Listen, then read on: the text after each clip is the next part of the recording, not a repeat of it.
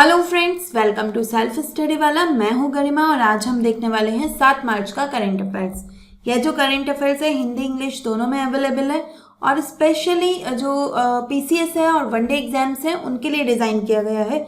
आपको पीसीएस के एग्जाम्स में प्रीलिम्स में इससे सीधे 95% से ज़्यादा क्वेश्चन देखने को मिल सकते हैं जो करंट अफेयर्स से आएंगे। ठीक है, पिछले पास्ट एक्सपीरियंस के अकॉर्डिंग कह रही हूँ क्योंकि ज़्यादातर ऐसे ही होता है कि एक या दो क्वेश्चन को छोड़ दिया जाए तो सभी क्वेश्चन मोस्टली इस यहाँ से आपको देखने को मिलते हैं। ठीक है, ये पीडीएफ आपको क्या करना है, इस पीडीएफ को पढ़ना है, लेक्चर को ध्यान से सुनना है। पीडीएफ आप हमारे टेलीग्राम चैनल से जाके डाउनलोड कर सकते हैं। तो चलिए देखते हैं आज का हमारा पहला टॉपिक है हमारा जन औषधि दिवस। ठीक है, 7 मार्च को ही मनाया जाता है जन औषधि दिवस। 8वीं बार मनाया जा रहा है, ये 8वां जन औषधि दिवस है और 1 से 7 मार्च तक इसके लिए जन औषधि सप्ताह भी बनाया गया है ना। 7 दिन का प्रोग्राम था ताकि जो अफोर्डेबल हेल्थ केयर है उसको प्रमोट किया जा सके, है ना। जो सस्ती दवाइयाँ हैं, जो जन की औषधि है ना, जो लोगों की औषधियाँ हैं उनके बारे में लोगों तक जागरूकता पहुंचाई जा सके। थीम पूछी जाती है, आपको पता है कहाँ से क्वेश्चन आता है। एक तो डे पूछ लेगा कि कौन से दिन मनाया जाता है, तो ध्यान रखना है 7 मार्च को। थीम पूछ लेगा तो थीम याद रखनी है, जन औषधि सस्ती भी भरोसेमंद भी सेहत की बात बचत के साथ। ठीक, तो एक्चुअली जन औषधि का कॉन्सेप्ट क्या है, ये जेनेरिक मेडिसिन होती हैं। जेनेरिक मेडिसिन क्या होती हैं, इसमें जो भी दवाइयाँ होती हैं तो कंपनी का उस पर पेटेंट होता है। ठीक है, तो कंपनी का पेटेंट है तो कंपनी उसको कंपनी के अलावा कोई और उसे बेच नहीं सकता, है ना। तो कंपनी उसे मनमाने दामों पे, महंगे दामों पे बेचती है, तो वो आम जनता की पहुंच से दूर हो जाते हैं और जन औषधि नहीं रह पाते। ठीक है, तो इसके लिए सरकार ने क्या किया, जेनेरिक मेडिसिन का कॉन्सेप्ट आया कि अब सेम सॉल्ट, मतलब सिमिलर टाइप का सस्ता सॉल्ट को यूज़ किया जाएगा और जो उसका कंपोजिशन है उस दवाई का, उसमें जो जो चीज़ें हैं वही चीज़ें जो सस्ती उसके अल्टरनेटिव्स अवेलेबल हैं उनसे जेनेरिक मेडिसिन बनाई जाएगी जो सस्ती होगी लेकिन वही काम करेगी जो वो मेन जो दवाई है वो जो काम कर रही थी। ठीक है, तो ये है हमारी जन औषधि। तो इसके लिए जन औषधि केंद्र बनाए हैं सरकार ने जगह जगह पे। अभी वर्तमान में 18,000 ऐसे केंद्र जो हैं ऑपरेशनलाइज हैं, संचालित हो रहे हैं और लगातार इनकी संख्या बढ़ती भी जा रही है। सरकार का टारगेट है कि 2027 तक, 31 मार्च 2027 तक इनकी संख्या को 18,000 से बढ़ा के 25,000 कर दिया जाए। ठीक है, तो थोड़ा सा आपको ध्यान रखना है। इसमें क्या है कि ये जो स्कीम है बहुत हेल्पफुल है क्योंकि आपको वही दवाई जो है कम दामों पे मिल रही है, आधे से भी कम दामों पे मिल जाती है वो दवाइयाँ जेनेरिक स्टोर्स पे। और सरकार के अनुसार इस स्कीम से क्या हो रहा है कि जनता जो है उसके 40,000 करोड़ रुपए बच रहे हैं सालाना। तो इतनी की बचत हो रही है लोगों को और इसी के साथ विमेन एम्पावरमेंट भी हो रहा है, महिला सशक्तिकरण भी हो रहा है। कैसे, क्योंकि जो भी ऐसे केंद्र खुले हैं जन औषधि केंद्र, उसमें से 60% से ज़्यादा जो स्टोर्स हैं वो विमेन एंटरप्रेन्योर्स के द्वारा चलाए गए हैं, महिला उद्यमियों द्वारा संचालित किए जा रहे हैं। ठीक है, तो विमेन एम्पावरमेंट को बढ़ावा दे रहा है, लोगों की सेविंग को बढ़ावा दे रहा है और सबसे महत्वपूर्ण बात है कि जनता तक औषधियों की पहुंच को सुनिश्चित कर रहा है। ठीक है, तो आपसे पूछा जा सकता है कि कब मनाया जाता है जन औषधि दिवस। तो इसमें हमने देखा कि सप्ताह मनाया गया, तो इस सप्ताह में क्या किया गया होगा कि जगह जगह हेल्थ कैंप्स लगाए गए हैं ना, स्वास्थ्य जांच हो रही है उन कैंप्स में और पदयात्रा की है ताकि लोगों को अवेयर किया जा सके, जागरूकता बढ़ाई जा सके। क्योंकि बहुत से लोगों को नहीं पता कि ऐसे जेनेरिक मेडिसिन भी अवेलेबल है ना, कि वहाँ पे सेम मेडिसिन सस्ती मिल जाएगी। ठीक, और वो अभी भी महंगी दवाइयाँ खरीद रहे हैं। सैनिटरी पैड ड्राइव चलाई गई जिसमें सुविधा सैनिटरी पैड जो है जो 1 रुपये का मिलता है मात्र, उसका वितरण किया गया। 100 करोड़ से ज़्यादा ऐसे पैड बेचे गए हैं। ठीक है, तो ये जो थी जन औषधि के बारे में हमने देखा। अब इसके लिए एक स्कीम है, प्रधानमंत्री भारतीय जन औषधि परियोजना PMBJP। कब लॉन्च हुई थी, 2008 में लॉन्च हुई थी, लेकिन इसका जो नाम है PMBJP ये रखा गया 2015-16 में, है ना, रिवैम्प की गई। मिनिस्ट्री कौन सी है, क्योंकि देखो जो दवाइयाँ हैं वो केमिकल्स हैं, है ना, तो यहाँ पे आपको कंफ्यूज हो सकते हो कि मिनिस्ट्री ऑफ हेल्थ होगी, तो हेल्थ नहीं है, जो दवाई बनाएगा है ना वो मिनिस्ट्री। तो केमिकल कॉम्पोजिशन है तो ministry of chemical and fertiliser, रसायन एवं उर्वरक मंत्रालय की परियोजना है। और कौन सी एजेंसी इसको इम्प्लीमेंट करती है? एमबीआई है एक, एमबीआई जो pharmaceutical and medical device bureau of India है ना, उसकी एजेंसी है, वो इसको इम्प्लीमेंट करेगी। और जो मूल मेडिसिन होती है ना, मैंने आपको बताया कि आधी से भी ज़्यादा सस्ती होती हैं ये जो जेनेरिक दवाइयाँ हैं, है ना, तो ये 50 से 90% तक सस्ती होंगी। क्वालिटी एकदम ऐसा नहीं है कि क्वालिटी खराब होगी, है ना, WHO प्रमाणित दवाइयाँ होती हैं। और सरकार के द्वारा एक्रेडिटेड लैब्स है ना, जैसे कि NABL है हमारी लैब, वहाँ से जो एक्रेडिटेड जो लैब्स है वहाँ पर ये दवाइयाँ बनती हैं, ठीक है, वहाँ पे चेक होंगी, बनेंगी और फिर जनता तक पहुँचती है। तो एकदम सुरक्षित हैं, एकदम गुणवत्ता युक्त हैं, एफिशिएंट हैं, बस सस्ती हैं, है ना। क्वेश्चन कहाँ से बन सकता है कि जन औषधि दिवस कौन से दिन मनाया जाता है? तो ध्यान रखना है 7 मार्च को मनाया जाता है। दूसरा है कि PMBJP की योजना कौन सी मिनिस्ट्री की योजना है? तो आपको पता है, रसायन एवं उर्वरक मंत्रालय, ministry of chemical and fertilisers. Next topic देखते हैं, वर्ल्ड वाइल्ड लाइफ डे, ठीक है। ये 3 मार्च को मनाया गया था वर्ल्ड वाइल्ड लाइफ डे, तब रह गया था, तो इसको मैंने अब कवर किया है। देखिए जो जैसे आज 7 मार्च का करंट अफेयर्स है, तो ऐसा नहीं होगा कि सिर्फ 7 की न्यूज़ होंगी, क्योंकि कई बार ऐसा होता है कि न्यूज़ बहुत ज़्यादा हो जाती हैं और फिर वो उस दिन के करंट अफेयर्स में नहीं रह पाती, तो उसका जो कंपाइलेशन होता है उसको मैं बीच बीच में लेती रहूँगी, ठीक है। तो वर्ल्ड वाइल्ड लाइफ डे जो 3 मार्च को था, तो ये ध्यान रखना है कब मनाया जाता है। और इसका थीम, अगेन थीम इम्पॉर्टेंट है, medicinal and aromatic plant conserving health heritage and livelihood, ठीक है। हिंदी में अगर देखें तो औषधीय और सुगंधित पौधे, स्वास्थ्य, विरासत और आजीविका का संरक्षण, ठीक है।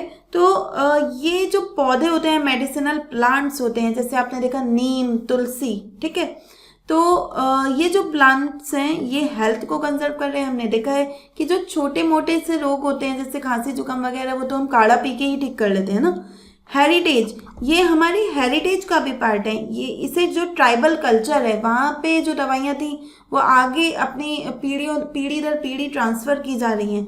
हमने जो तुलसी के पौधे को अपने घरों में लगाते हैं, तो वो पीढ़ी दर पीढ़ी बच्चों को सिखाया जाता है ना, तो हमारे तक वो पहुँचा है, ठीक। तो ये जो मेडिसिनल प्लांट्स हैं, एरोमेटिक प्लांट्स हैं ना, ये ना केवल हेल्थ को, हेरिटेज को, बल्कि लाइवलीहुड को भी बढ़ावा देते हैं।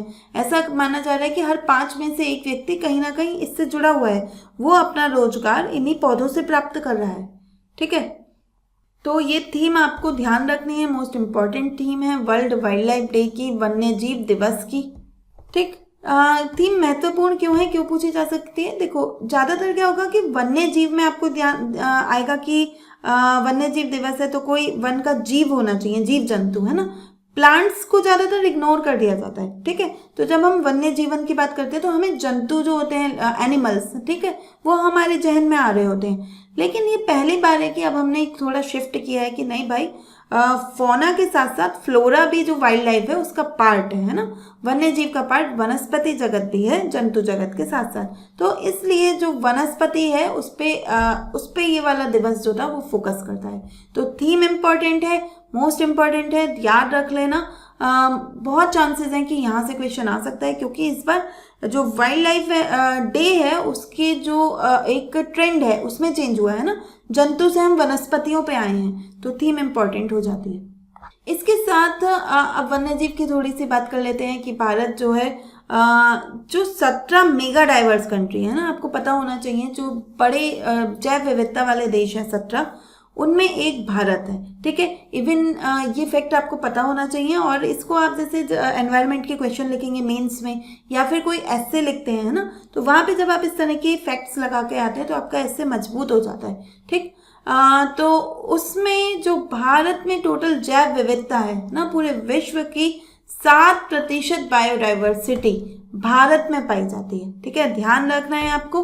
और 45,000 के आसपास प्लांट स्पेशीज हैं, उनमें से 15,000 मेडिसिनल है ना, मतलब उनसे किसी ने वो औषधियों की तरह यूज़ हो सकती हैं, ठीक। और ज़्यादातर जो हमारे ये मेडिसिनल प्लांट्स हैं ये कहाँ पे पाए जाते हैं? वेस्टर्न घाट्स में, ईस्टर्न घाट्स में, हिमालय और अरावली रेंज में, ठीक। इसके लिए सरकार के कुछ कार्यक्रम चल रहे हैं ना, जो वनस्पतियां हैं, मेडिसिनल प्लांट्स हैं, उनको बढ़ावा देने के लिए। तो सबसे पहले तो ये आयुष मिशन, ठीक। जैसे अभी हमने देखा था कि जो ट्रेडिशन है, ट्रेडिशन में मैंने आपको बताया कि जैसे हमें तुलसी का पौधा आगे पीढ़ी दर पीढ़ी लोग अपने घरों के आंगन में रखते आए हैं, ऐसे ही और जो स्वास्थ्य प्रणालियां हैं, जैसे आयुष सिस्टम, आयुर्वेद, यूनानी, है ना, तो इनको ये भी क्या है, कल्चर के थ्रू आगे बढ़ रही है। तो जो नेशनल आयुष मिशन है, ठीक, ये इन्हीं को, ठीक, ऐसे ही मेडिसिनल प्लांट्स को बढ़ावा देता है, जो आयुर्वेद, यूनानी, है ना, सिद्ध, इनसे जुड़े हुए हैं, ठीक। ऐसे ही एक ई चरक प्लेटफॉर्म है। ई चरक प्लेटफॉर्म क्या है कि चलो फार्मर ने, जो हमारा किसान है, किसान भाई हैं, उन्होंने मेडिसिनल प्लांट उगा तो लिए, लेकिन अब बेचे कहाँ, ठीक है, क्योंकि ये ट्रेडिशनल क्रॉप्स तो है नहीं कि आसानी से जाके मार्केट में बिक जाएंगे। तो सरकार जब इन्हें उगाने को बढ़ावा दे रही है तो इन्हें खरीदना भी पड़ेगा। तो सरकार ने एक ई चरक प्लेटफॉर्म बना रखा है, एक ई मार्केट प्लेस टाइप का है, एक वेबसाइट समझ सकते हैं। तो वेबसाइट पे जाइए, अपना वो रजिस्टर कीजिए, आपको पता चलता रहेगा कि किसके दाम क्या क्या हैं, वहीं पे बेच दीजिए, ठीक है। तो ई चरक प्लेटफॉर्म वहाँ पे काम आ रहा है, ठीक। इसके अलावा है औषधि वनस्पति मित्र प्रोग्राम। ये क्या करता है कि जो इसके तहत जो औषधियों के संरक्षण में, ऐसे प्लांट्स के संरक्षण में कुछ व्यक्ति अच्छा कार्य कर रहे हैं, ठीक है, लोगों को अवेयर कर रहे हैं या जो भी कुछ अच्छा कार्य कर रहे हैं, तो उनको सम्मानित किया जाएगा, उनको पुरस्कार दिया जाएगा, ठीक है। इसके अलावा इन सीटू कंजर्वेशन, मतलब कि जहाँ पे वो हैं, है ना, उनके जो प्राकृतिक आवास हैं, जैसे कि मैंने आपको बताया अभी कि पश्चिमी घाट में ज़्यादा उगते हैं, पूर्वी घाट में है ना, तो वहीं पे ही उनको कंजर्व किया जाएगा, उनको वहीं पे ही संरक्षित किया जाएगा, ठीक है।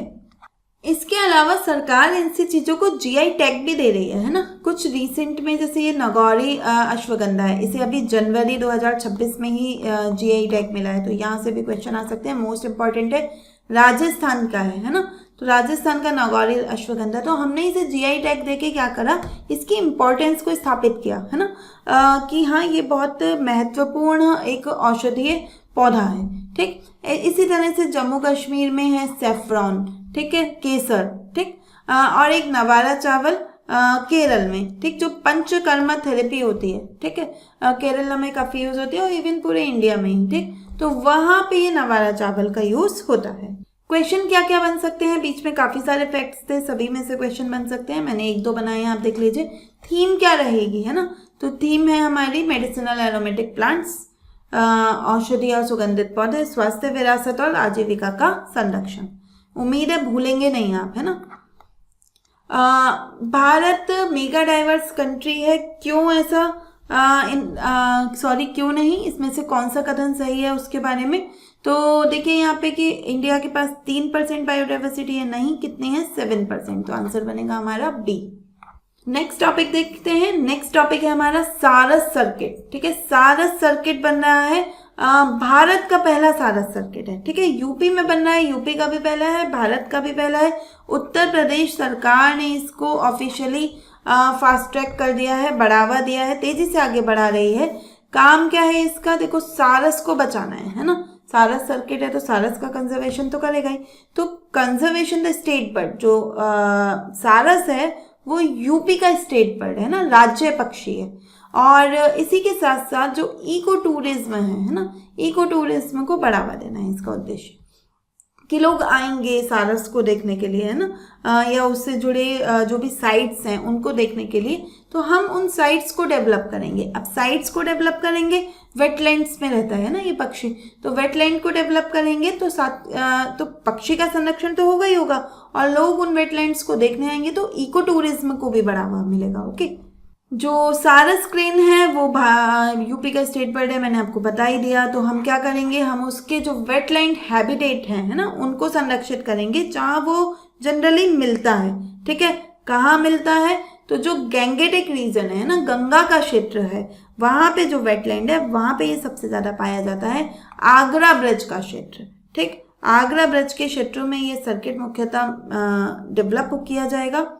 देखो सर्किट क्या है ना, मैं आपको थोड़ा सा क्लियर करके समझाती हूँ कि सर्किट कहने से क्या तात्पर्य है कि मान लो दो साइड्स हैं, उनका जो कॉरिडोर है ना, उनके बीच का जो कॉरिडोर है उसको डेवलप किया जाएगा। मीन्स इसके बीच में आने वाली जितनी भी वेटलैंड्स पड़ेंगे ना, जो भी वेटलैंड्स हैं, आर्द्र भूमियाँ हैं, तो उनको क्या करेंगे हम, उनको प्रमोट करेंगे, उनको डेवलप करेंगे। अगर गंदी है, पॉल्यूशन है, तो उनको साफ करेंगे। ठीक है, तो क्या होगा कि अब एक सारस क्रेन जो इस वाली पे नहीं जाता था पॉल्यूशन के कारण, लेकिन अब ये साफ हो गई है, अच्छी हो गई है, विकसित हो रही है, तो यहाँ जाएगा और इसे इन सभी यहाँ पे जितने भी वेटलैंड्स हैं वहाँ पे ये आसानी से माइग्रेट करेगा, है ना। तो जो अपने छोटे से नीश, जो उसका बहुत छोटा सा था हैबिटेट, वो अब विस्तारित हो जाएगा, है ना। और आप भी देखो कि जब आप कहीं घूमने जाते हैं, आपका एरिया बड़ा हो जाता है, घर बड़ा हो जाता है, तो आपको अच्छा फील होता है। ठीक है, तो सेम ऐसे ही सारस बर्ड को अच्छा फील होगा और वो क्या होगा, संरक्षित होगा, है ना। तो ये इनका कॉन्सेप्ट रहा है यहाँ पे। तो कौन से डिस्ट्रिक्ट्स को कनेक्ट किया जाएगा, तो यहाँ पे ध्यान रखना है मैनपुरी और इटावा। ठीक है, तो यहाँ पे जितने भी जो वेटलैंड्स हैं उनको डेवलप किया जाएगा। कुछ एक दो वेटलैंड के नाम इम्पोर्टेंट है, आपको ध्यान रखना है, जैसे सामन बर्ड सेंचुरी, ये जो है कहाँ पे है, मैनपुरी में है, नाम ध्यान रखना है। एक इटावा में है सरसई नावर। ठीक है, अभी ये रिसेंटली ही 1-2 साल पहले ही डिक्लेयर हुई हैं वेटलैंड राम सर के द्वारा, तो ये ध्यान रखना है आपको इनके नाम। यूपी में है तो मोस्ट इंपॉर्टेंट आपको ध्यान रखना ही रखना है। सीधे सीधे क्वेश्चन आ सकता है, नहीं तो जो यूपी स्पेशल का पेपर आएगा मेंस में, है ना, वहाँ पे भी क्वेश्चन, वहाँ पे आप एज एन एग्जाम्पल यूज करके आ सकते हो। ओके, ठीक, कौन कौन इसे इम्प्लीमेंट कराएगा, तो यूपी का फॉरेस्ट डिपार्टमेंट इसे इम्प्लीमेंट कराएगा, इको टूरिज्म डेवलपमेंट बोर्ड है, और सबसे बड़ी बात कम्युनिटी को साथ में लिया गया है। देखिए, अगर आपको सच में किसी क्षेत्र को पर्यावरण के किसी क्षेत्र को डेवलप करना है ना, तो वहाँ के लोगों की सहायता से ही किया जा सकता है ना। तो क्योंकि वहाँ के लोगों को जानकारी है उस क्षेत्र की, ठीक, तो फाइलों से ज़्यादा अगर हम उन लोगों की लोकल जानकारी को यूज़ करते हैं ना, तो हम ज़्यादा अच्छे से उस क्षेत्र को संरक्षित कर पाते हैं। तो यहाँ पे हम कम्युनिटी को साथ ले रहे हैं, समुदाय को साथ ले रहे हैं, ग्राम पंचायतों को, मनरेगा के जो वर्कर्स हैं उनको इन्वॉल्व किया जाएगा पॉलिसी मेकिंग में भी और काम में भी। जैसे मनरेगा वर्कर्स है तो उनको कहेंगे कि हाँ, इन वेटलैंड की खुदाई करो, इन्हें पुनर्जीवित करो, है ना। तो ये सब काम होगा यहाँ पे। ऑब्जेक्टिव क्या क्या है, कंजर्वेशन मैंने आपको बता दिया कि जो वाटर का, पहले तो जो वेटलैंड है, आर्द्र भूमि है, उनको कंजर्व करना है ना। इसके अलावा कुछ इंफ्रास्ट्रक्चर डेवलप किया जाएगा कि जैसे बर्ड वॉचिंग डेक्स, बोटिंग, स्पोर्ट्स, है ना, ऐसे कुछ चीज़ें बनाई जाएंगी। लोकल इकोनॉमी को बढ़ावा दिया जाएगा, 1 डिस्ट्रिक्ट 1 प्रोडक्ट के स्टॉल्स लगाए जाएंगे, क्योंकि इको टूरिज्म भी है ना, तो हमें टूरिज्म को भी ध्यान रखना है। ठीक है, सारस क्रेन के बारे में जानते हैं, क्या है, स्टेट बर्ड है यूपी का, वर्ल्ड का टॉलेस्ट फ्लाइंग बर्ड है ना, सबसे ऊंचा। यहाँ पे इसकी एक इमेज है, मैं आपको दिखाती हूँ, ये देखिए, ये महिला है ना, इसके बराबर हाइट का ही है। ठीक है, तो सबसे बड़ा उड़न, इससे पहले भी लंबे पक्षी हैं लेकिन वो उड़ते नहीं हैं। ठीक है, तो सारस क्रेन ऐसा फ्लाइंग बर्ड है जो लंबा भी है और उड़ता भी है। ठीक है, IUCN की वल्नरेबल लिस्ट में है, सुभेद्य श्रेणी में है, हिंदी में कहेंगे सुभेद्य। कहाँ पे मिलता है, गंगा के क्षेत्र में मिलता है, मैनपुरी, इटावा, ठीक है, ईटा, अलीगढ़, इन इलाकों में ये मिल रहा है। क्वेश्चन क्या बन सकता है, सारस क्रेन इको टूरिज्म कॉरिडोर कहाँ पे बनाया जा रहा है, तो आगरा ब्रज का रीजन। ठीक है, ध्यान रखना है। सबसे ज़्यादा पॉपुलेशन सारस क्रेन की कहाँ मिलती है, ये मोस्ट इंपॉर्टेंट क्वेश्चन है, पूछा जा सकता है आपसे कि कौन से यूपी के जिले में सारस क्रेन सबसे ज़्यादा पाए जाते हैं, तो मैनपुरी। ठीक है, ध्यान रखना है। इसके अलावा और क्या बन सकता है, एक ऐसा स्टेटमेंट टाइप क्वेश्चन आ सकता है कि यह विश्व का सबसे ऊंचा बर्ड है। हाँ ठीक है, सबसे ऊंचा उड़ने वाला है। Often considered as a symbol of marital fidelity, yes, वैवाहिक निष्ठा का प्रतीक माना जाता है कि जब विवाह में जो प्रेम है ना, तो उसको प्रदर्शित करने के लिए सारस क्रेन को एज अ सिंबल यूज किया जाता है। ठीक है, तो ये भी ठीक है। तीसरा है वल्नरेबल है, ये भी ठीक है। तो तीनों स्टेटमेंट सही हैं, तो आंसर बनेगा हमारा 1, 2, 3। नेक्स्ट है भारत का पहला रिवराइन लाइट हाउस बनाया जा रहा है। कहाँ पे बन रहा है, ये मोस्ट इम्पॉर्टेंट है कि कहाँ बनना है। तो क्योंकि भारत का पहला रिवराइन नदी पर बनने वाला लाइट हाउस ये पहला है।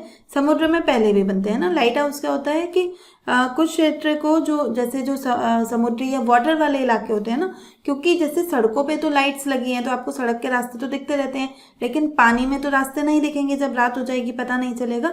तो उनको थोड़ा सा चमकाने के लिए, उनको दिखाने के लिए वहाँ पर कुछ लाइट्स वगैरह और थोड़ा सा इंफ्रास्ट्रक्चर बनाया जाता है, तो वो बन जाता है लाइट हाउस। ठीक, तो समुद्रों में तो पहले से ऑलरेडी होते हैं रास्ता दिखाने के लिए, लेकिन नदी में पहले नहीं था इंडिया में।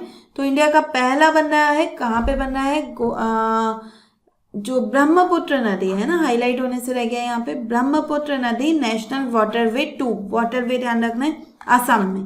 ठीक है, तो वहां पर ये बन रहा है। तो 4 जगहों पर बनाए जाएंगे ये जो लाइट हाउस है।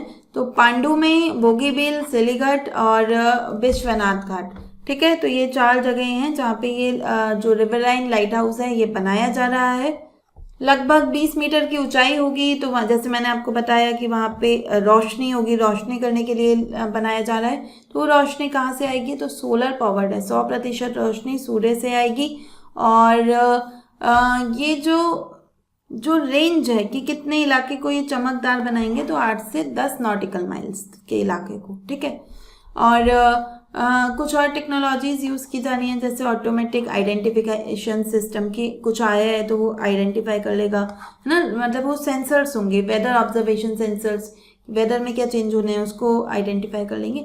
ये सब हमारे काम का नहीं है। हमारे काम का है कौन सी नदी पे बन रहा है और कौन से राज्य में बन रहा है। ठीक है, और वर्स्ट केस में वो 4 जगह पूछ लेगा। ठीक, उससे ज़्यादा ये चीज़ें नहीं पूछने वाला। ओके, तो रिवराइन लाइट हाउस किस रिवर पे बन रहा है, ब्रह्मपुत्र पे।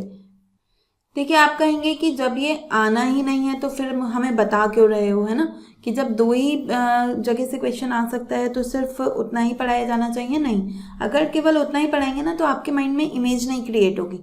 ठीक है, हमें कोई भी चीज़ याद रखने के लिए ना उसकी माइंड में इमेज बनानी पड़ती है। और जब हम ये ऐसे, जैसे मैंने आपको बातें बताई इसके बारे में कि वो जो रास्ते हैं उनको दिखाने के लिए बनाया जा रहा है, कोई ऑब्जेक्ट आ गई उसको आइडेंटिफाई कर देगा, तो आपके माइंड में कुछ चल रहा है ना, कुछ इमेज बन रही है। वो इमेज ही आपको याद दिलाएगी कि अरे ब्रह्मपुत्र नदी, नॉर्थ ईस्ट का मैप आपके माइंड में आ जाएगा। तो कई बार ऐसा होता है ना, एग्जाम में बैठ के हमें लग रहा होता है कि सी हो सकता है, लेकिन हमें पता नहीं क्यों हो सकता है। तो एक्चुअल में वो सबकॉन्शियस माइंड जो अब आपका सुन रहा है ये बातें, वो जो पिक्चर बना रहा है, वो पिक्चर वहाँ पे आपको ये आंसर करने में हेल्प करती है। ठीक है, तो मे बी कि आंसर आपके जो एग्जाम में क्वेश्चन है वो यही पूछा जाएगा कि ब्रह्मपुत्र नदी पे बन रहा है और असम में बन रहा है, लेकिन आपको ये पूरा जानना आवश्यक है क्योंकि इमेज तभी ही बनेगी टॉपिक की आपके माइंड में। ओके, नेक्स्ट है कौन बना रहा है इसे, ये भी ध्यान रखना है। तो ministry of port, shipping and waterway, पत्तन पोर्ट परिवहन और जलमार्ग मंत्रालय इसको बना रहा है। अगला टॉपिक एक चर्चा में है सुदर्शन AI टूल, है ना। ये भी ज़्यादा इंपॉर्टेंट तो नहीं है, बस आपको थोड़ा आइडिया होना चाहिए किसका है, क्या काम करता है। ठीक है, यहाँ से आएगा। एक अच्छा एग्जाम्पल है रैगटैग का, है ना। रैगटैग क्या होता है इसे समझते हैं पहले। तो सेबी का है ये सुदर्शन टूल। तो सेबी कौन है, एक रेगुलेटर है ना, जो फाइनेंशियल मार्केट है हमारा उसको रेगुलेट करती है। फुल फॉर्म है सेबी की, securities and exchange board of India. ठीक है, तो ये हमारे रेगुलेटरी मार्केट को जो फाइनेंशियल मार्केट है उसको रेगुलेट करती है। तो जब ये इसको रेगुलेट करने में टेक्नोलॉजी यूज करेगी, है ना, तो रेगुलेटरी टेक्नोलॉजी, तो उसे हम कहते हैं रैगटैग। तो सुदर्शन AI टूल ऐसी ही एक टेक्नोलॉजी है। ठीक है, तो इससे हम क्या करेंगे कि रिएक्टिव से प्रोएक्टिव डिजिटल सर्वेलेंस। देखो, पहले क्या होता था या अभी भी जो फिनफ्लुएंसर है, फिनफ्लुएंसर क्या होते हैं, फाइनेंशियल इन्फ्लुएंसर। तो आपने देखा होगा कि कुछ लोग व्लॉग्स बनाते हैं यूट्यूब पे, बता रहे होते हैं कि हमने यहाँ इन्वेस्ट किया, हमने वहाँ इन्वेस्ट किया।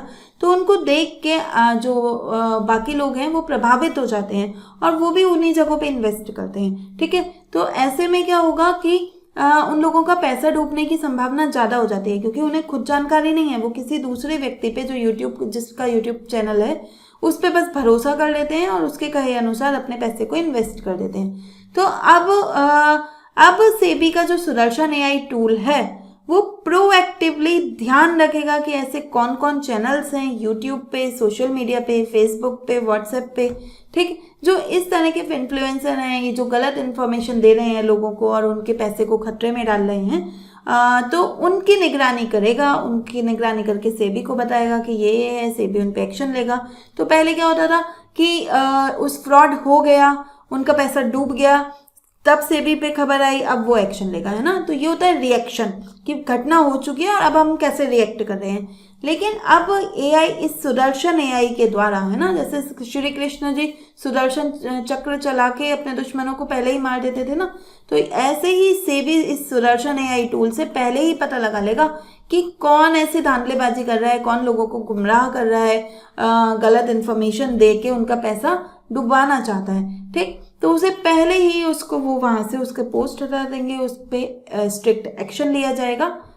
और इसको और इसको बनाने में, है ना, आर्टिफिशियल इंटेलिजेंस और मशीन लर्निंग को यूज़ किया है, ठीक है। इन दोनों की सहायता से ही जो सुदर्शन एआई टूल है वो आइडेंटिफाई करेगा कि कौन कौन लोग इस तरह की मिस इन्फॉर्मेशन फैला रहे हैं, ठीक है। मल्टीलिंगुअल सर्वेलेंस है कि भाई किसी भी लैंग्वेज में आप गलत इन्फॉर्मेशन दे दो, ये एआई टूल सब लैंग्वेज में पकड़ लेगा, है ना। हिंदी, इंग्लिश, पंजाबी, जो भी लैंग्वेज है जिस हैं यहाँ पर इंडिया में चल रही हैं, तो उन लैंग्वेज को, इवन रीजनल लैंग्वेजेस को भी ये कवर करता है। तो अब ऐसा नहीं है कि बस इंग्लिश या हिंदी में देंगे गलत जानकारी तो ही से इसके पकड़ में आएगा, नहीं, मल्टीलिंगुअल सर्वेलेंस है। और सबसे अच्छी बात है जो न्यूज़ में थी एक्चुअली, कि जो सेबी है उसने अभी तक ऐसे 1.2 lakh misleading social media post को हटाया है, ठीक है। वो पोस्ट अगर जनता तक पहुंच जाते तो उनके बहुत खराब परिणाम हो सकते थे। तो रिएक्टिव से प्रोएक्टिव बनता हुआ हमारा सेबी। क्वेश्चन क्या आ सकता है कि भाई सुदर्शन टूल किससे संबंधित है, कौन सी रेगुलेटरी बॉडी से संबंधित है, तो संबंधित है सेबी से, security and exchange board of India, Hindi में कहेंगे भारतीय प्रतिभूति और विनिमय बोर्ड। काम क्या करता है पहले ही बता दिया, फाइनेंशियल मार्केट जो है, हमारा वित्तीय बाजार जो है उसको नियंत्रित करेगा, ओके। दूसरा है जो मल्टीलिंगुअल कैपेबिलिटी है, उसका क्या मतलब है कि फाइनेंशियल डॉक्यूमेंट्स को इंग्लिश में ट्रांसलेट करेगा। अरे नहीं भाई, ये नहीं करेगा। सोशल मीडिया पोस्ट की निगरानी करेगा, किसी भी भाषा में हो, ये सही है ना। और देख लेते हैं, कभी भी एग्जाम में चारों ऑप्शंस पढ़े बिना अपना सही मत मानना, है ना। कई बार ऐसा होता है कि एग्जामिनर जो पेपर सेट करता है वो आपको कंफ्यूज करने के लिए जो सही लग रहा होता है आंसर, है ना, उसको पहले या दूसरे नंबर पे लगाएगा। तो आप पहले चारों ऑप्शंस पढ़ के तसल्ली कर लो कि बाकी के 2 गलत हैं, ठीक है, तभी ही वी को मानेंगे। तो हम यहाँ पे देखेंगे कि प्रोवाइडिंग इन्वेस्टमेंट टिप्स इन रीजनल लैंग्वेज, नहीं, गलत है। Automatic generation of financial report, ये भी गलत है। तो आंसर बनता है हमारा बी। नेक्स्ट क्वेश्चन है, which of the following statement best describe objective of SEBI Sudarshan AI. भाई क्या इसका काम क्या है, तो डिजिटल सर्वेलेंस को मजबूत करता है, फाइनेंशियल मिस इन्फॉर्मेशन को प्रिवेंट करता है, उसको रोकता है, ठीक है। अब आप कहोगे कि मैंने तो बी ही पढ़ के बता दिया, ठीक, मेरे पास तो कम टाइम है ना, मुझे ये जल्दी से लेक्चर पूरा आपका कराना भी है, ठीक। तो मैंने डायरेक्ट ही आपको आंसर बता दिया है, लेकिन आपको एग्जाम में ऐसे नहीं, चारों ऑप्शन तसल्ली से पढ़ने हैं, फिर सही का चुनाव करना है, ओके। नेक्स्ट है हमारा एक इम्पॉर्टेंट टॉपिक है कि भाई तमिलनाडु में बनने जा रहा है नीलगिरी तार का कंजर्वेशन सेंटर, ठीक है। तो वहाँ पर इन्होंने, जो तमिलनाडु के चीफ मिनिस्टर हैं एमके स्टालिन, उन्होंने इसकी आधारशिला रखी कि यहाँ पे ये शुरू होने जा रहा है, ठीक है, नीलगिरी तार। तो अब हमारे एक तो हाँ क्वेश्चन यही बन सकता है कि कहाँ पे बन रहा है ना, तो कोयम्बटूर तमिलनाडु में, ठीक। दूसरा, इससे नीलगिरी तार इंपॉर्टेंट हो गया, कहाँ पाया जाता है, IUCN में क्या श्रेणी है उसकी, ठीक है। तो ये सारी बातें अब हमें उसकी देखनी होंगी।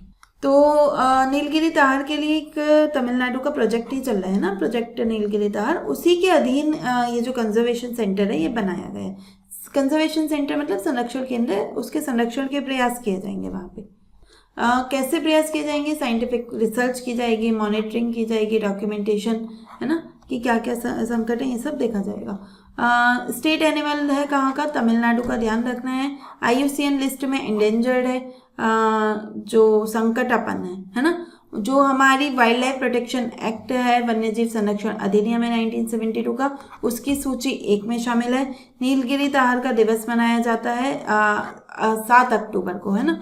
इस दिन ERC दावेदार, इनकी क्या होता है, इनका जन्म दिवस होता है। इन्होंने नीलगिरी ताहर के संरक्षण में बहुत कार्य किया है ना। तो उनके कार्य को सम्मानित करने के लिए, उस कार्य को पहचानने के लिए उनके जन्म दिवस के अवसर पर ही क्या मनाया जाता है, नीलगिरी ताहर दिवस मनाया जाता है। कहाँ मिलता है हमारा ये, वेस्टर्न घाट में मिलता है भाई। जो देखो नाम है उसका नीलगिरी, है ना, तो जो नीलगिरी पर्वत है वहीं तो मिलेगा। नीलगिरी पर्वत कहाँ है, जो नीलगिरी पे जो वेस्टर्न और ईस्टर्न घाट है आपस में मिल जाते हैं, है ना, तमिलनाडु और केरला के बीच में। ये इन दोनों राज्यों में ही मिलता है। सबसे ज़्यादा जो इसकी पॉपुलेशन है वो इराविकुलम नेशनल पार्क केरल में मिलती है, ठीक है। तो आप कहीं कंफ्यूज नहीं हो जाना कि नीलगिरी ताहर है और तमिलनाडु ने इसके लिए संरक्षण केंद्र बनाया है, तो फिर इसकी लार्जेस्ट पॉपुलेशन तमिलनाडु में ही मिलनी चाहिए, मतलब उसका ही कोई नेशनल पार्क होना चाहिए, नहीं, केरल का नेशनल पार्क इराविकुलम, वहाँ पर इसकी सबसे ज़्यादा सर्वाइविंग पॉपुलेशन मिलती है, जो जीवित आबादी है। और जैसा कि अब हमें पता है कि वहाँ पे क्या वन पाए जाते हैं, शोला वन, है ना। तो जो माउंटेन ग्रास है, शोला वन है, वहाँ पे रहना ये पसंद करता है, ठीक है। ऐसा दिखता है हमारा नीलगिरी ताहर, मासूम सा, है ना। तो क्वेश्चन क्या बन सकता है, सीधा क्वेश्चन बनेगा, देखिए जो करंट अफेयर्स है ना, वहाँ से ज़्यादा घुमा के क्वेश्चन नहीं पूछे जाते। आपने भी ऑब्जर्व किया होगा कि कुछ ही क्वेश्चन होंगे जो मैचिंग में या फिर जो मल्टी स्टेटमेंट है वैसे बनेंगे, नहीं तो ज़्यादातर जो 60-70% क्वेश्चन है सीधे वन लाइनर क्वेश्चन आते हैं। ये कहाँ पे स्थापित किया गया है ना, ये कब मनाया जाता है, डेट को मैच करो। बस 2 तरह के क्वेश्चन मेनली आते हैं, या तो मैचिंग के आते हैं या फिर डायरेक्ट क्वेश्चन आते हैं, ठीक। तो कहाँ पे स्थापित किया गया है ये, कोयम्बटूर में। IUCN लिस्ट में कौन सा स्टेटस है, एंडेंजर्ड स्टेटस है, ठीक है। सबसे ज़्यादा सर्वाइविंग पॉपुलेशन कहाँ पे मिलती है, तो इराविकुलम नेशनल पार्क में मिलती है, ठीक है। नेक्स्ट हमारा टॉपिक है माइन्यूट मैन 3 डूम्सडे मिसाइल, ठीक है। नाम उसका माइन्यूट मैन है और कहा उसको जा रहा है डूम्सडे मिसाइल। किसकी मिसाइल है, देखिए अभी हम इसे ऐसे हर एक मिसाइल जो चर्चा में आती रहेगी उसको पढ़ते रहेंगे। एक बार ये ईरान और अमेरिका का युद्ध कंप्लीट हो जाए, या कंप्लीट ना भी हो, थोड़ा सा और आगे बढ़ जाए, तो फिर उसके बाद हम एग्जाम से पहले ना इन्होंने जो जो चीज़ें यूज़ की हैं ना, कौन से मिसाइल, कौन से ड्रोन, कौन सा एयर डिफेंस सिस्टम, हम उसको पूरा सा एक साथ लाके फिर उसको पढ़ लेंगे, ठीक है। तो लेकिन थोड़ा थोड़ा पढ़ना भी जरूरी है कि जब जो चीज़ें चर्चा में आ रही हैं तो आपको माइंड में पता होनी चाहिए, ठीक। क्योंकि 4 बार आपके दिमाग के सामने आएगी ना माइन्यूट मैन मिसाइल, तब उसकी इमेज बनेगी भाई कि भाई USA की मिसाइल है, ठीक है। तो चर्चा में क्यों आई है कि ईरान पे फेंकी है, नहीं भाई ईरान पे नहीं फेंकी, बस एक टेस्ट किया था, है ना। ICBM है, मतलब इंटर कॉन्टिनेंटल बैलिस्टिक मिसाइल है। बैलिस्टिक मिसाइल्स क्या होती हैं, जो ऐसे जाती हैं, है ना, जो ऊपर जाएंगी और फिर नीचे आएंगी, तो वो बैलिस्टिक मिसाइल्स हैं। इंटरकॉन्टिनेंटल मतलब एक कॉन्टिनेंट से दूसरे कॉन्टिनेंट, मतलब एक महाद्वीप से दूसरे महाद्वीप। सिंपल भाषा में कहें तो रेंज बहुत ज़्यादा होती है, जैसे कि इसकी रेंज है 13,000 किलोमीटर तक जा सकती है ना। तो कहाँ से लॉन्च हुई थी, कैलिफोर्निया से। वहाँ पे बंडनबर्ग स्पेस फोर्स बेस है, तो वहाँ से इसे लॉन्च किया गया। मार्शल आइलैंड पे इसको फेंका गया था।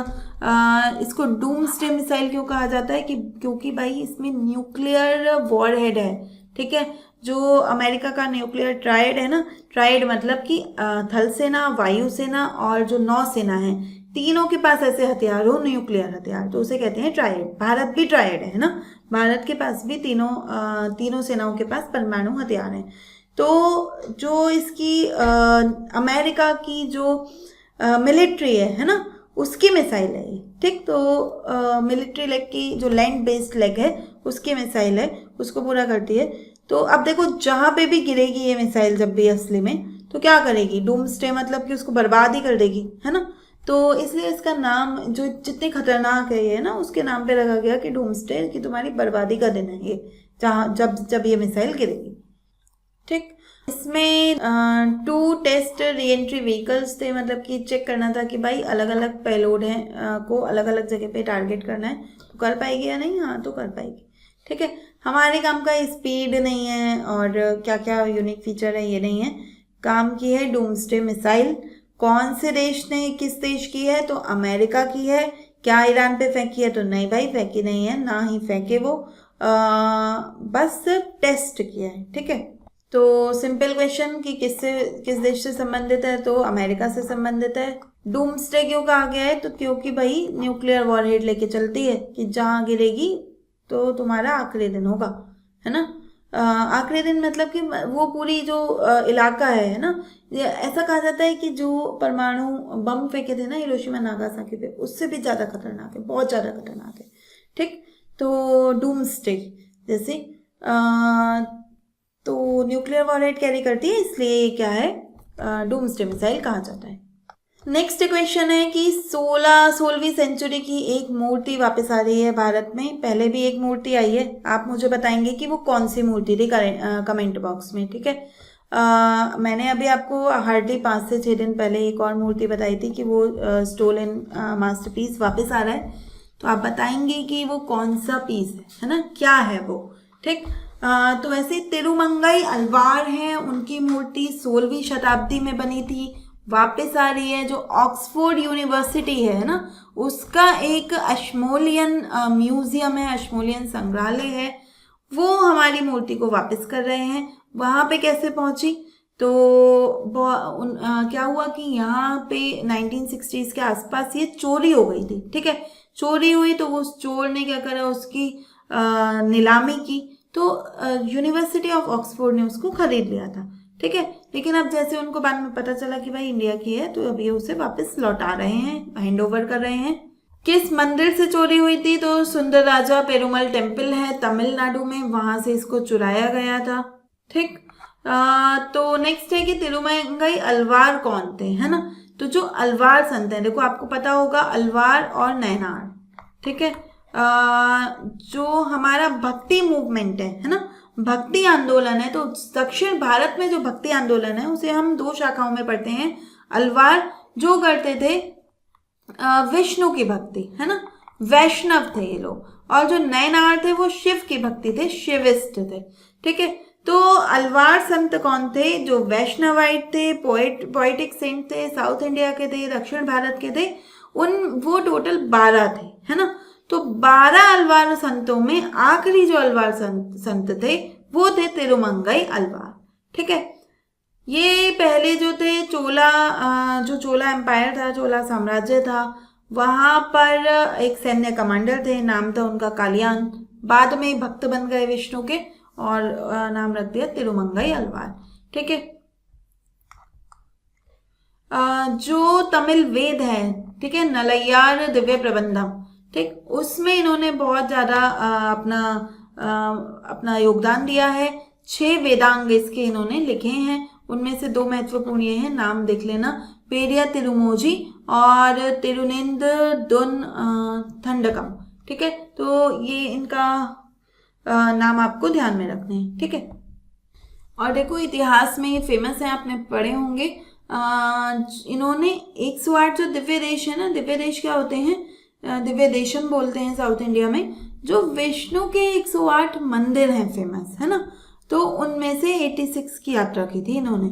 और एक श्रीरंगम टेम्पल है, तो उसकी एक जो सबसे बड़ी वॉल है ना, 4th वॉल, वो इन्होंने बनवाई थी। ठीक, तो इसके लिए ये फेमस है।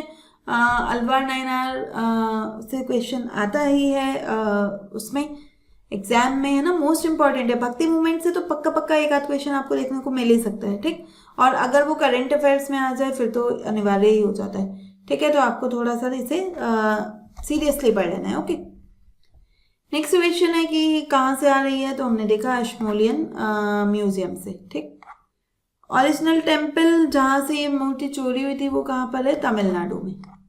अल्वारों का जो डिवोशनल टेक्स्ट है वो कौन सा है, तो अभी हमने देखा है नलैयार दिव्य प्रबंधम। ठीक, नेक्स्ट टॉपिक है हमारा मी हेल्थ ऐप। ठीक, केरल सरकार का एक बहुत अच्छा ऐप है, मोबाइल एप्लीकेशन है, हमारे लिए काम का है, बस केरल सरकार का ऐप है ना। क्या काम करता है, ई हेल्थ प्रोजेक्ट का भाग है। कि देखिए अभी क्या होता है कि आम जनता को कोई समस्या आ जाए, एकदम इमरजेंसी आ जाए, तो हमें पता ही नहीं होता कि कौन से डॉक्टर पे जाना है। ठीक, ये पता भी हो कि इस डॉक्टर को दिखाना है, कि अगर चलो पता है कि हार्ट अटैक आया तो किसी कार्डियोलॉजिस्ट को दिखाना है, तो पर हमारे शहर में कार्डियोलॉजिस्ट कौन सा है अच्छा, हमें ये नहीं पता होगा, है ना। तो मतलब बहुत सारी दिक्कतें हैं। ब्लड चाहिए तो ब्लड बैंक कहाँ पर है, कैसे मिलेगा वहाँ से ब्लड, अगर कोई टेस्ट कराना है तो वो कहाँ पे होगा शहर में। तो जनता को इसके बारे में जानकारी नहीं होती। तो केरल ने कहा भाई देखो हम एक ऐप बना देते हैं, उसमें सारी जानकारी होगी। 10 किलोमीटर रेडियस में कौन कौन अस्पताल हैं, कौन कौन डायग्नोस्टिक सेंटर्स हैं जहाँ पे आप अपने चेकअप करा सकते हैं ना, और या फिर जो बैंक ब्लड बैंक्स होते हैं वो सब, है ना। तो वो सारी इंफॉर्मेशन उस ऐप पे है। उस ऐप पर जाओ, देखो आपको आपके नज़दीकी कौन है या सबसे अच्छा कौन है। और इवन अगर आपको ओपीडी बुक करानी हो, ठीक है, तो आप वहाँ पे अपना ओपीडी बुक भी करा सकते हो। सिंपल भाषा में कहें तो जो नंबर लगवाते हैं ना डॉक्टर के हॉस्पिटल क्लिनिक पर जाकर, तो वो भी वहाँ पे आप ऐप के थ्रू लगवा सकते हैं। ठीक है। जो केरल का हेल्थ केयर का मॉडल है ना, इसीलिए अच्छा माना जाता है क्योंकि वो वास्तव में जो लोगों की परेशानियां हैं ना उनको सॉल्व करता है। वहाँ पे जो हमारा प्राथमिक स्वास्थ्य केंद्र है ना, उनको परिवार स्वास्थ्य केंद्र के रूप में परिवर्तित किया जाता है। परिवार स्वास्थ्य मतलब कि वहाँ पे इतना फ्रेंडली इन्वायरमेंट मिलेगा, जो बुजुर्ग होते हैं उनको लोग टाइम देते हैं आके, है ना। तो जो भी उनको मतलब लोगों को जो ज़रूरत है जिन चीज़ों की, जैसे कि इमोशनल बॉन्डिंग सपोर्ट। अब कोई पेशेंट है तो वो अपने आप ही 4 मुश्किलों से जूझ रहा है, ठीक, तो ऐसे में उसको इमोशनल सपोर्ट की ज़्यादा ज़रूरत है। एक फैमिली डॉक्टर के क्लिनिक से ज़्यादा उसको एक फैमिली एनवायरनमेंट चाहिए। और अच्छा कब हो जाए, जब ये फैमिली एनवायरनमेंट हम क्लिनिक पर ही प्रोवाइड कराते हैं ना। तो ये ही जो मॉडल है वो केरला का मॉडल है, जो उसे देश में सबसे आगे लाके खड़ा कर देता है ना। केरल का मॉडल, स्वास्थ्य मॉडल फेमस है। आप इसे कैसे यूज कर सकते हैं, हमसे प्रीलिम्स में तो नहीं पूछेगा। देखो मेंस की जब स्पेसिफिक क्लासेस होंगी तो वहां पे मैं आपको बताने वाली हूँ, है ना, कि क्या क्या होगा।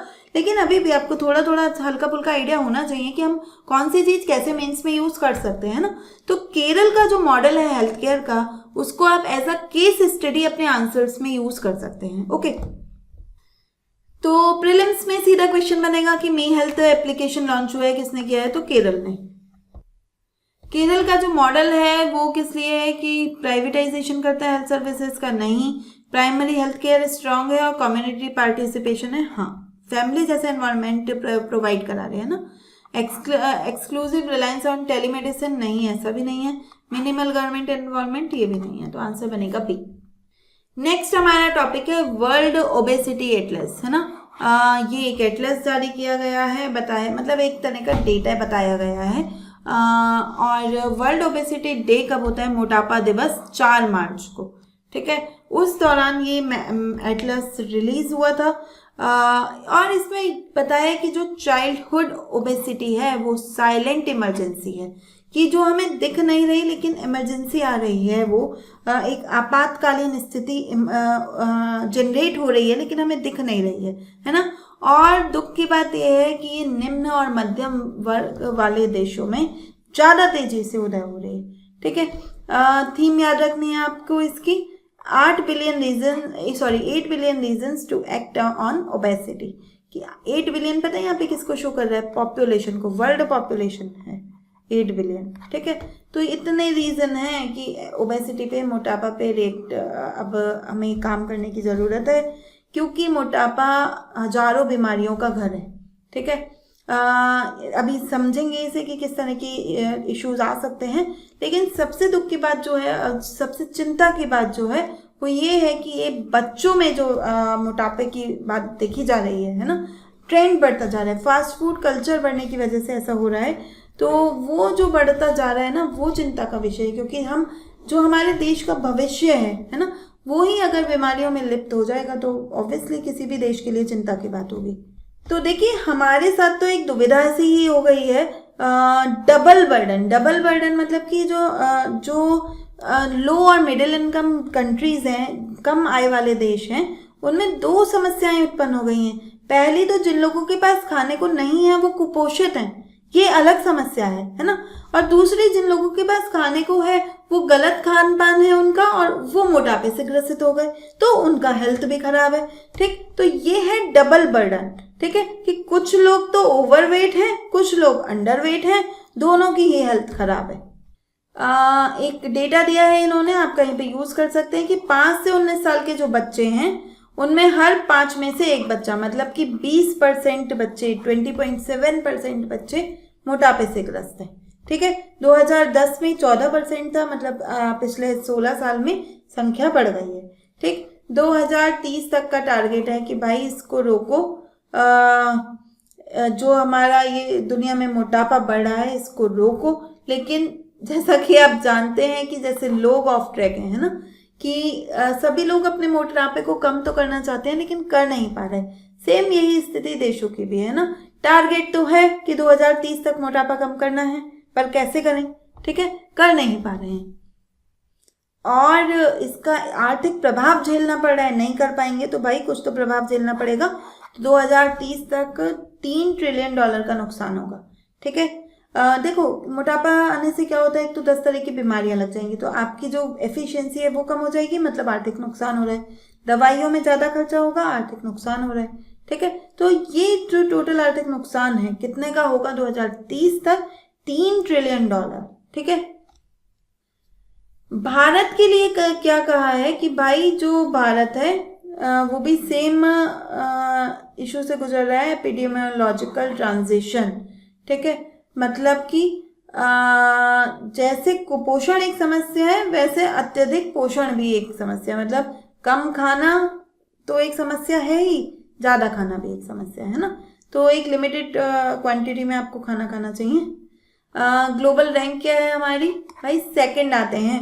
ठीक, जो मोटापा है बच्चों के मोटापे में हम दूसरे नंबर पे हैं, तो पहले नंबर पे कौन है? चाइना। ठीक है, ये एक फैक्ट है कि जो लगभग 41 मिलियन लोग जो स्कूल जाने वाले बच्चे हैं वो मोटापे से ग्रस्त हैं ना, उनका BMI ज़्यादा है, जितना होना चाहिए उससे ज़्यादा है। तो हमारे लिए क्वेश्चन की ओबेसिटी एटलस कौन जारी करता है? अच्छा, ये रह गया ऊपर बताने से। वर्ल्ड ओबेसिटी फेडरेशन है एक। ठीक है, वर्ल्ड ओबेसिटी फेडरेशन ये इसको जारी करता है, तो ये आपको ध्यान रखना है। थीम क्या है? 8 billion reason to act on obesity.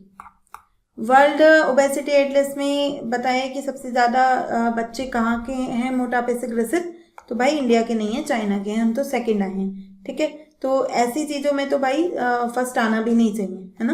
तो आपको ध्यान रखना है कि चाइना में क्यों है ज़्यादा? क्योंकि पॉपुलेशन ही ज़्यादा है ना, तो ये भी एक कारण है। तो जब पॉपुलेशन ज़्यादा है, बच्चों की संख्या ही ज़्यादा है, तो फिर ओवरवेट बच्चों की संख्या भी ज़्यादा होगी। नेक्स्ट हमारा टॉपिक है इम्पैक्ट फॉर न्यूट्रिशन इनिशिएटिव। ठीक है, ये जो इनिशिएटिव है इसमें नीति आयोग और यूनिसेफ ने मिलकर कहा है कि भाई हम इस प्लेटफॉर्म को यूज़ करेंगे एस्पिरेशनल डिस्ट्रिक्ट में पोषण को बढ़ाने के लिए। तो अब क्या है ये इम्पैक्ट फॉर न्यूट्रिशन, ये समझ लेते हैं। देखिए, पहले ऐसे माना जाता था कि जो न्यूट्रिशन पोषण है, अगर जनता कुपोषित है तो उसको पोषण देने की जिम्मेदारी किसकी है? सरकार की है ना। तो अब यूनिसेफ और नीति आयोग जब साथ में आए हैं तो यूनिसेफ का मानना है नहीं भाई अकेले सरकार की जिम्मेदारी नहीं है, हमें प्राइवेट सेक्टर को भी साथ में लाना चाहिए, है ना। जो प्राइवेट निजी लोग हैं उनको भी प्रोत्साहित करना चाहिए कि वो भी इस कुपोषण की समस्या को दूर करने में हेल्प करें।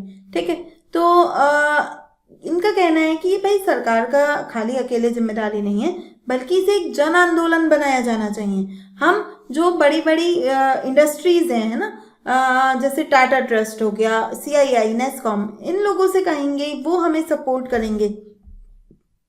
ठीक, तो ये कंपनियां क्या करेंगी? देखो, इसमें एक ए स्टार्ट स्ट्रेटेजी आती है। ए मीन्स एसेट फॉर न्यूट्रिशन, कि जो पोषण के लिए जो भी एसेट चाहिए, ठीक है, कोई निवेश करवाना है, जो भी चाहिए, मतलब जो भी एसेट्स चाहिए, जैसे कि PDS के लिए मानो कुछ कोई टूल विकसित करना है ना, सिंपल लैंग्वेज में, तो वो सारी एसेट प्राइवेट सेक्टर अच्छे से प्रोवाइड करा सकता है। तो प्राइवेट सेक्टर को एसेट प्रोवाइड करा देनी चाहिए, कैश प्रोवाइड करा देना चाहिए। अब कैश क्यों? CSR, corporate social responsibility. आप सोसाइटी के संसाधनों को यूज कर रहे हैं तो सोसाइटी को भी कुछ देना पड़ेगा, ये आपकी रिस्पॉन्सिबिलिटी है। ठीक है, क्या देना पड़ेगा? तो आपकी जो 3 साल की लाभ है उसका 2% भाग आपको देना पड़ेगा जनता को वापस। तो वो जो कैश है उसे आप पोषण में यूज कर लो। ठीक है, तो ये सी। तीसरा है एम्प्लॉय एंगेजमेंट, कि भाई इन दोनों में से कुछ नहीं कर पा रहे तो अपने जो एम्प्लॉयज हैं उनको कहो कि जागरूकता फैलाएं, ठीक है, उनमें ही पहले तो उनमें ही जागरूकता बढ़ाएं आप, ठीक, ताकि वो जब घर जाएं तो अपने बच्चों के लिए पिज्जा बर्गर ना लेकर जाएं, है ना, पोषण वाली चीजें लेकर जाएं, ठीक है। तो ये 3 स्ट्रेटेजीज हैं कि पहले तो एसेट्स का निर्माण करो, दूसरा कि पैसा भी दे दो, प्राइवेट सेक्टर पैसा दे सकता है, नहीं तो तीसरा अवेयरनेस बढ़ाने में तो हेल्प कर ही सकता है ना। तो ये इसका रोल है। ये तीनों चीजें क्यों बताई, मेंस में यूज हो सकती है ना। पीटी में क्या क्वेश्चन आएगा, सिंपल की इम्पैक्ट फॉर न्यूट्रिशन क्या है, तो इम्प्रूविंग एग्रीकल्चर प्रोडक्टिविटी नहीं, मोबिलाइजिंग प्राइवेट सेक्टर यस, तो बी इसका आंसर होगा। नेक्स्ट टॉपिक है हमारा कि जो IBM है उसने भारत का पहला इंफ्रास्ट्रक्चर इनोवेशन सेंटर लॉन्च किया है, ठीक है। क्या होता है ये इसे समझेंगे, और उसका नाम क्या है ना, जो सेंटर लॉन्च हुआ है उसका नाम क्या है, तो नाम है Sangam infrastructure innovation centre, IBM company का नाम है, और ये है कहाँ पे, बेंगलुरु में, ठीक है। नाम वो राज्य लिखना यहाँ पे रह गया है, आपको ध्यान रखना है, बेंगलुरु में ये है, ठीक है, यहाँ पे लिखा ही हुआ है ना, बेंगलुरु में है। काम क्या करेगा, तो जैसे उसमें है कि AI के लिए जो इंफ्रास्ट्रक्चर है ना, पहला इंफ्रास्ट्रक्चर सेंटर बनाया है, तो AI के लिए जो भी हमें इंफ्रास्ट्रक्चर चाहिए जैसे कि क्लाउड सॉल्यूशन है ना, तो उनको डेवलप करने में हेल्प करेगा, ठीक। तो क्वेश्चन क्या बन सकता है कि कहाँ पे स्थापित किया गया है, तो बेंगलुरु में स्थापित किया गया है। दूसरा क्या बन सकता है कि इसका प्राथमिक उद्देश्य क्या है, तो सेमीकंडक्टर नहीं, सिक्योर स्केलेबल AI है ना, कि जो AI है उसको उसके लिए क्लाउड सॉल्यूशंस बढ़ाना, और हम AI को बढ़ा सकें, है ना, उसे सुरक्षित रूप से बढ़ा सके, लोगों तक पहुंचा सकें, उसके लिए इंफ्रास्ट्रक्चर डेवलप करना, ओके। नेक्स्ट टॉपिक है हमारा हर स्टार्ट प्रोग्राम, ठीक। हर स्टार्ट प्रोग्राम 2019 में लॉन्च हुआ था, इसका 5th एडिशन लॉन्च हुआ है फिर से गुजरात में, है ना, गुजरात के अहमदाबाद में ये शुरू किया है। वहाँ के जो चीफ मिनिस्टर हैं भूपेंद्र पटेल, उन्होंने इसकी शुरुआत की।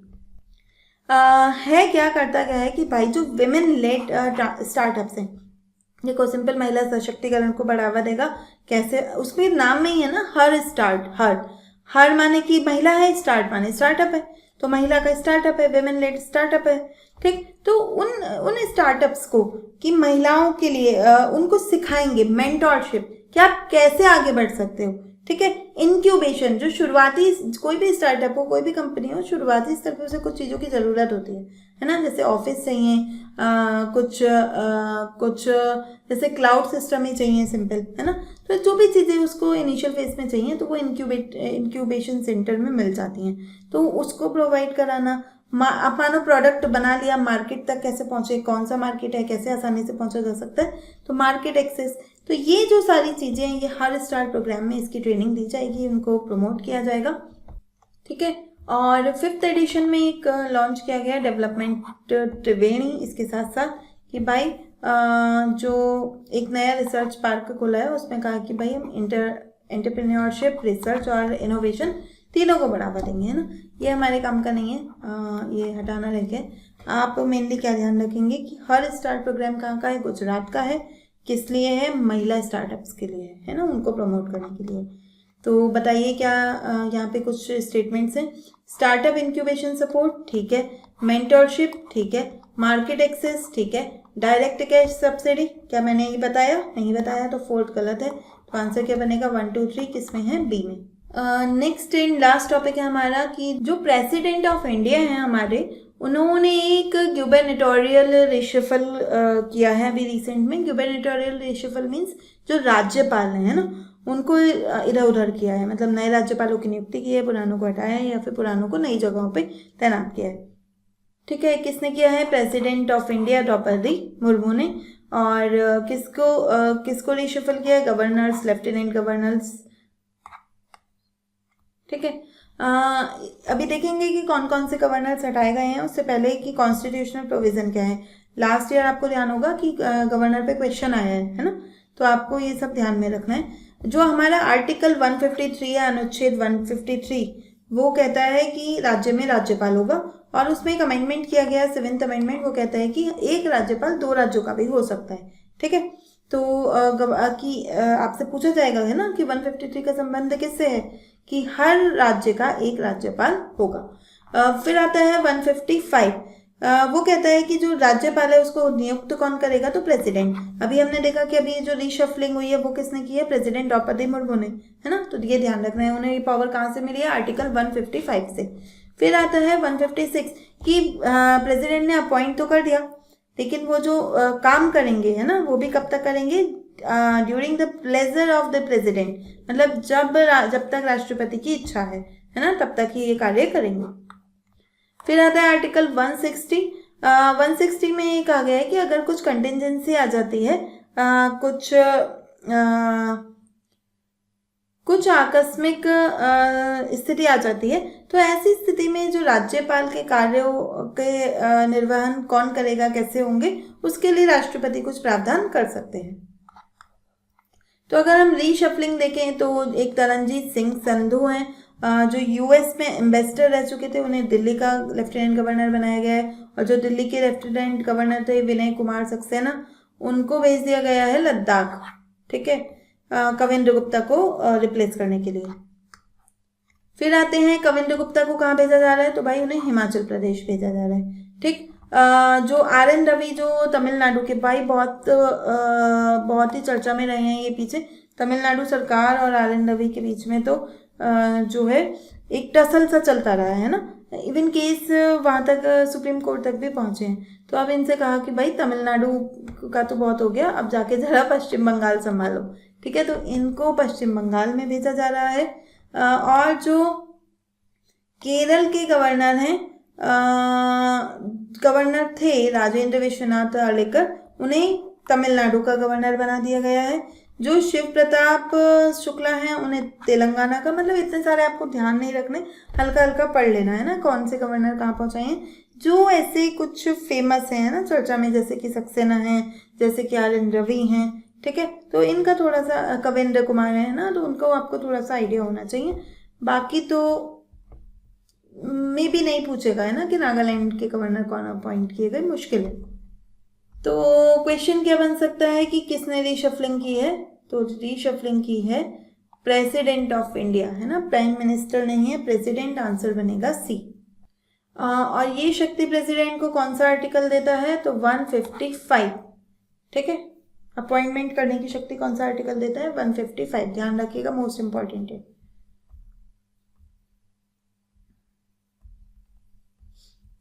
और इसी के साथ ये लेक्चर समाप्त होता है। उम्मीद करती हूँ आपको पसंद आया होगा।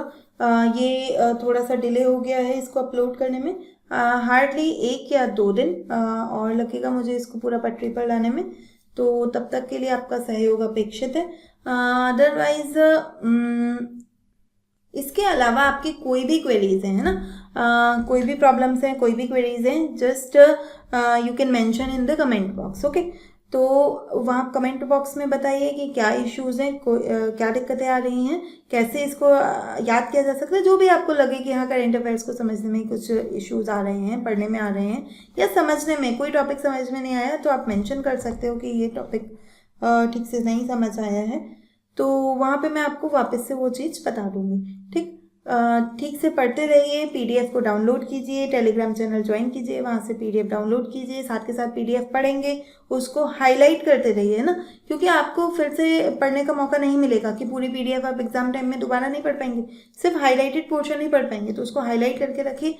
काफ़ी चीज़ें मैंने हाईलाइट कर ही दी हैं, लेकिन इसमें भी आपको जो लगे कि आपके लिए काम का नहीं है, तो आप उसके हाईलाइट को अपना हाईलाइट कर सकते हैं ना, अपने नोट्स के अकॉर्डिंग बना सकते हैं। तो मिलते हैं कल की क्लास में। Thank you.